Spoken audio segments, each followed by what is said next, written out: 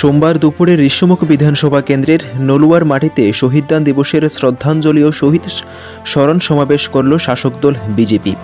প্রদীপ প্রজ্বলনের মাধ্যমে শহীদদের শ্রদ্ধাঞ্জলি কর্মসূচির আনুষ্ঠানিকভাবে উদ্বোধন করেন রাজ্যের মুখ্যমন্ত্রী বিপ্লব কুমার দেব।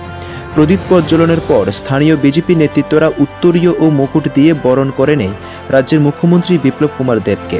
এরপর মুখ্যমন্ত্রী বিপ্লব কুমার দেব শহীদ বেদের স্থলে গিয়ে ফিতা কেটে শহীদদের প্রতি শ্রদ্ধা জানিয়ে শ্রদ্ধাঞ্জলি নিবেদন করেন তিনি। সাথে ছিলেন দুই বিধায়ক অরুণ চন্দ্র ভৌমিক ও শঙ্কর রায়, বিজেপি রাজ্য কমিটির সম্পাদিকা পাপিয়া দত্ত সহ অন্যান্যরা।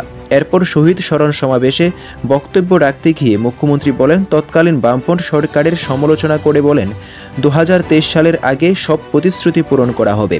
সামাজিক ভাতার কথা উল্লেখ করে বলেন, সামাজিক ভাতা একটাও 2000 টাকার নিচে থাকবে না বলে উল্লেখ করেন তিনি।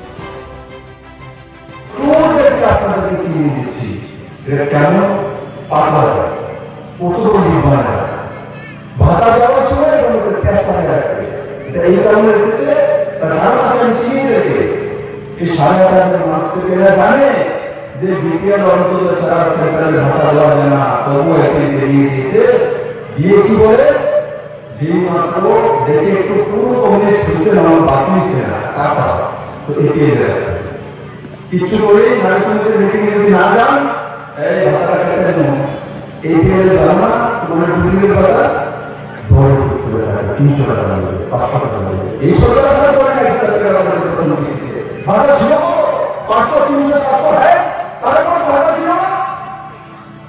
এই সরকার করবে প্রধান ছিল আর এই সরকার 2023 এর আগে যেটা বলেছি যে 2000 টাকা করে ভাতা 2000 টাকা করে ভাতা বলতে সেই বিষয়ে কাজ করতে